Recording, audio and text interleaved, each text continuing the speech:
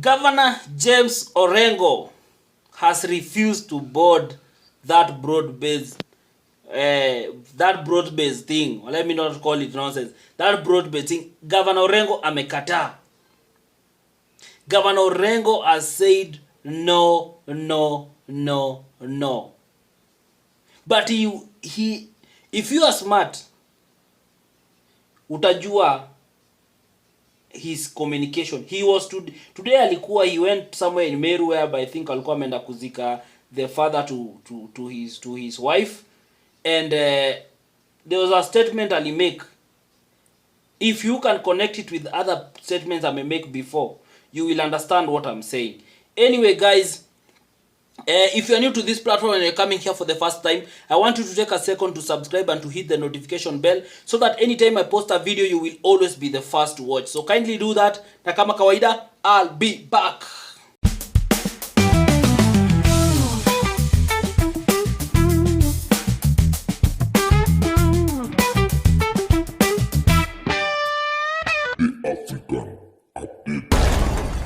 So guys, thank you so much for those who have subscribed, and for the return subscribers, I really appreciate you guys. Thank you. We are building a community of people who just discuss politics and go through everything in a sober way without using insult and everything. That is my aim. I want to create a platform where it's safe for everyone to come and discuss their political opinion without feeling like someone is going to judge them or to attack them or to insult them. So thank you guys. So as I was saying, James Orengo ni kama amekaa chini and he has decided that hey, I'm not going to board.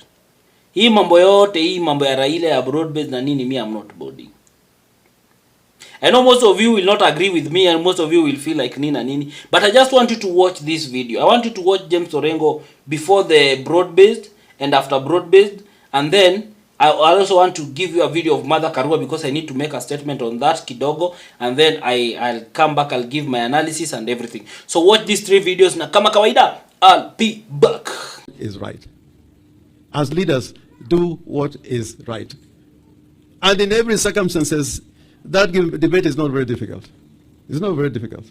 That's where I judge Raila Amolo Odinga, that when it comes to matters of principle, because I think all that we are arguing most of the time is about form rather than substance. Is tactics rather than strategy. But if you are talking substance,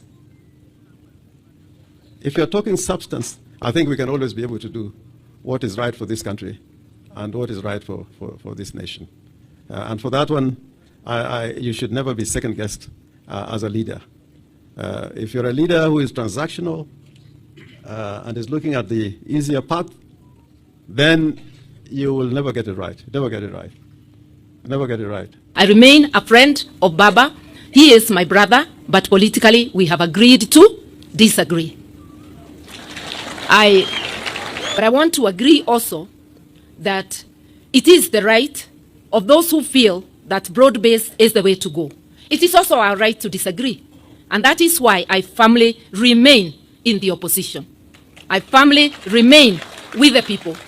And today we must continue questioning government, questioning its policies. We must continue saying no to abductions, saying no to executions, saying no to grand theft of public funds. So guys, I want you to listen. You've watched those videos, and you can clearly hear the governor saying, before he has said he doesn't support any form of, and he did not want any form of between ODM and Kenya Kwanza. Later then the handshake was done, and you remember there were some rumors that he really tried to reach out to Raila before that deal was signed. And they had to switch off Walibidi. They block him from accessing Raila. That he could not access, he only accessed Raila after the signing of that agreement. You get? And later he went silent. And today he was there and he communicated. You see how he's communicating. He just fell short of calling out Baba out of this deal. He just fell short of calling him but you could hear clearly there's nowhere anywhere he mentioned that he supports this deal, that he supports this agreement between Raila and Ruto. He didn't mention it anywhere, and he communicated indirectly by telling Raila, I'm not for this deal. And you are losing it because you are going away from the will of the people. You know, James Orengo is a politician who has been here for a very long time. He has seen Kenya during Moi's era. He has seen how dictators are sent to power. He has seen dictators how they stamp the authority. And he's one person who believes in the rule of law, regardless. He's one person who is not going to manipulate the law. I mean, he's going to say anything so that he can, like, he's going to shift he's going to change his principles just to make you happy or to satisfy him for the moment. He's coming out to be someone you can rely on in terms of sticking to the rule of law. And that is the same person with Mother Karua. You can hear Mother Karua saying clearly that me and Raila, we are friends. But on this broad-based thing, he's alone. He's not part of it. You get? So these are people who have been in the struggle for multipartyism in this country. And that's why they have the balls to rise up to Raila and to call him out for what it is. These are people who don't care. Their reputation is not based on Raila's affirmation. Someone like James Orengo doesn't care even if he loses the governorship of Nini. He doesn't care. He has seen it all. He has seen it all in the political space. There is nothing you will tell James Orengo that will shake him. There is no threat that Raila can throw to him that will make him feel like now he's threatened. And Raila understands. Raila understands that one of the people you cannot come out outrightly to threaten and to scare is James Orengo. He's someone who can say, hata ukimwambia unataka kuchukua hiyo governorship, he'll tell you, chukua, go with it. Because there's nothing. This is a person who has suffered. This is a person who has been through who has fought KANU. He has seen KANU when KANU was the everything until KANU ikavunjika and everything. So this is a person who is, and the same time with Mother Karua. This is a woman who stood against who stood against Moi, who walked out of Moi when no one dared do such a thing. So we have people. These are people who are very principled. These are people who stand on what is right. And they know that this deal is not the right deal.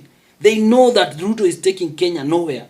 And they don't want to board that ship. So that when it sinks, it doesn't sink with them. When history is written in this country, it will not be written that there was a time James Orengo sympathized with the government. There was a time James Orengo compromised his values for 1, 2, 3. Because that is what Raila has been doing. Raila has always been pushing things, but at the end of the day, he's only pushing his own interest at the end of the day. And everything is now coming out. So we must understand that we have people like James Orengo who stand on principles. And that is why he's coming out to call all these people. James Orengo could not just come out outrightly and call out Raila, because he's someone who is so much respected in ODM. He's a senior member of ODM.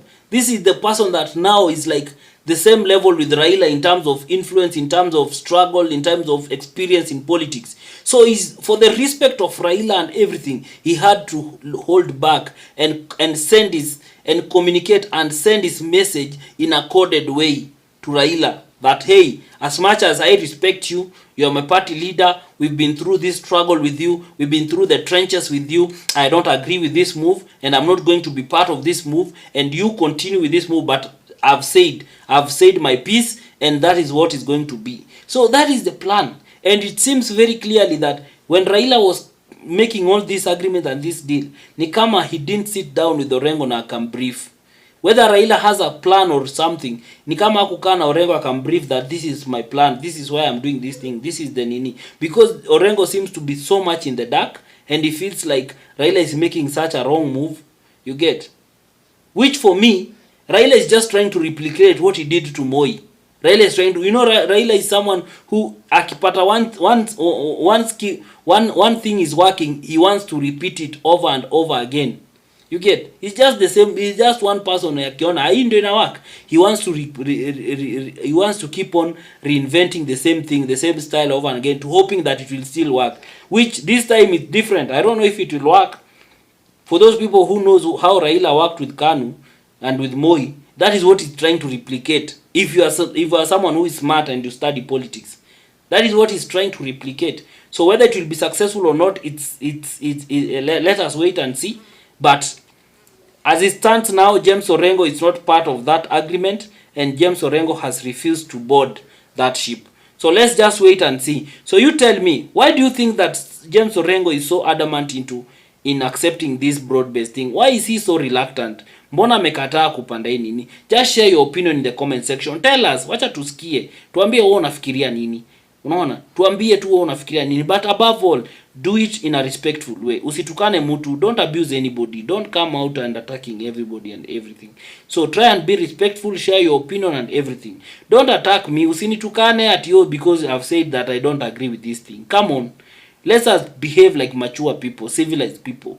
As much as you, if you can hear me, kama unasikia I'm speaking in English and you can hear and you can communicate in English, that means at least umesoma, you are educated, you can communicate. So at least express yourself in a mature way. Don't use insults. Share your opinion, and in that let us engage. And as I finish, I'm building a community. I want to build a community of people who love politics but are still mature enough to discuss politics in a more civilized way. So you can join the membership through that button there. You can join, and then from hapo tutajua vile tutafanya. We'll grow together and everything. So thank you, until next time, bye.